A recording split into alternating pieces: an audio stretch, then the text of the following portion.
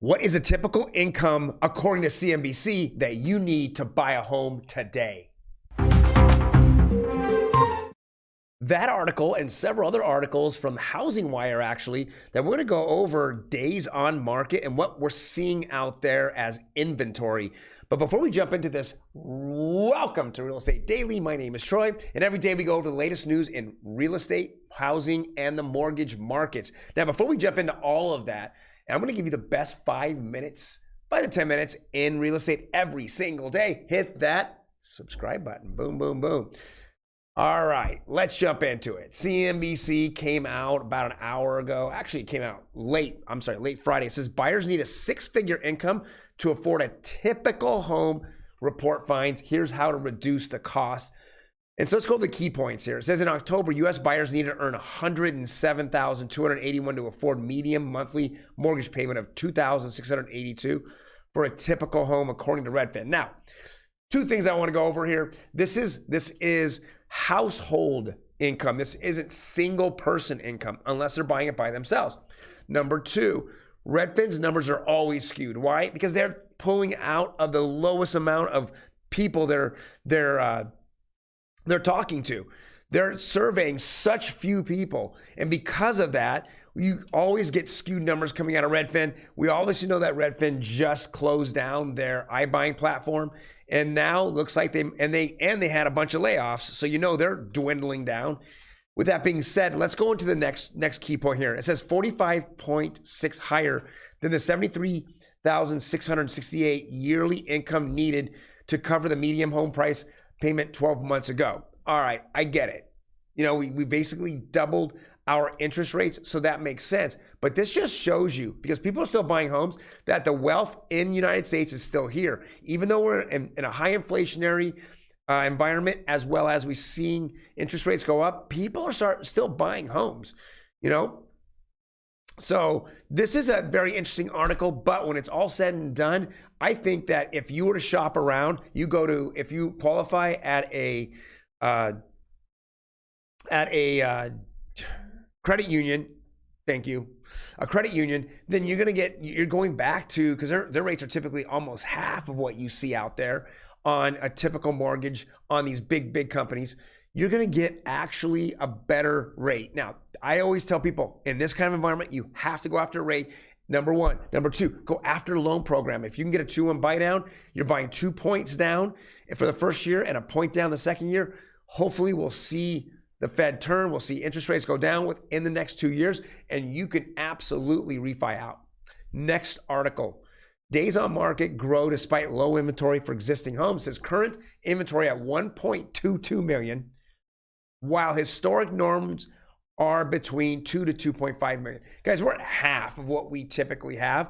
And of those halves, I've said this 100 times, don't listen to all the FUD that's out there. The houses that are sitting on the market, and I was showing houses all weekend. The houses sitting on the market are the garbage homes that are just beat up, and people have unrealistic expectations of what their home is sold for. I get it. I just did the numbers this morning. If I go into Riverside County, the median price home is $550,000. I showed those homes. I showed homes that were nice and proper and looked like they've been updated for $550,000. And then I showed houses on major streets. You couldn't even get in it. It was literally sucked me back in the 70s. The carpets were stained, but they wanted the same amount of money. Why? Poor real estate agents. And I'm going to put more time and effort on how to pick right agents. If you're out there selling your home, or absolutely if you're a buyer out there and wanting a good buyer's agent, in the future, I'm going to put that content out. But right now, you have to know that there's a separation of properties on the market. Ones that are very desirable, fixed up, rehab, and ones that are sitting on the market. They were rentals in the past. The investor now wants to sell it. He hasn't been in the property for years. He might even be out of state, and he wants to dump that crap. But he wants the highest price. So you have to know that days on market is a lot to do with the condition of the property. Next article. Fannie Mae came out, and they have an economic and strategic research, ESR, and they came out with some forecasts. It says home sales will only get worse next year before rebounding in 2024. I personally think they're going to get worse for one reason, and one reason only, because inflation is going to continue to seep in. I don't care what the CPI number is. The CPI number is bullshit. We all know it. We're all feeling the effects of inflation. And because of that, I think people are going to be wanting to live in their houses longer. They would have traditionally, in a environment with low interest rates, would have already moved and sold their home. But because of that, they're now, with these low rates they received out of refis in 2020, 2021, and 2022, they're not going to go anywhere. They don't want to take on a bigger mortgage payment. The mortgage payment's kind of locked in and it's low. So with that being said, it's just an inventory factor, but it really doesn't say that. It says a growing lock-in effect, the financial disincentive of existing homeowners with fixed rates well below the current market rates to put their home on the market move and take a new higher rate is also having a large effect on total home sales. Have that in the headline, pal. Don't have this negativity where my girlfriend,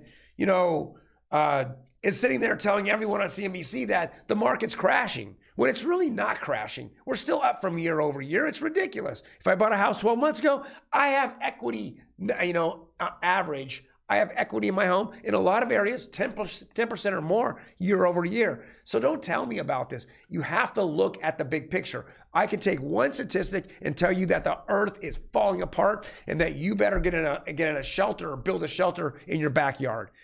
Or I can tell you, hey, party like Prince, 1999. Well, let's fast forward to that now. But party your butt out because you have a property that keeps appreciating and you have a low mortgage payment. So with that being said, you got to look at the entire picture, not just pick out garbage. I repeat, do not look at new home builds. New home builders, that's what CNBC loves to show, is how badly they're doing. They're doing badly because they don't care about the public. They don't care about profits. So, all right, and let's go see what happened on Friday for interest rates. Closing Friday, everything's flat. 30-year conforming conventional, flat. 30-year FHA, flat. 15-year, which fell basically almost 100 basis points. It went up a little bit, and then jumbo, flat. So that's what we're seeing out there, is this big flat.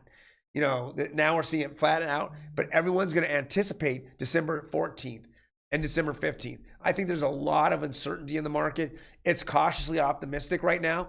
I'm hoping to see this week a little bit of joy because we're going right into a holiday on Thursday. So typically we get a Santa Claus rally and maybe hopefully a Thanksgiving rally, just a slight one where rates can drop down and you, the buyer out there, gets off the fence and says, I can negotiate with the right agent. I can negotiate the best deal, right? The best deal. So I can negotiate the best deal and I'm going to take advantage of rates falling.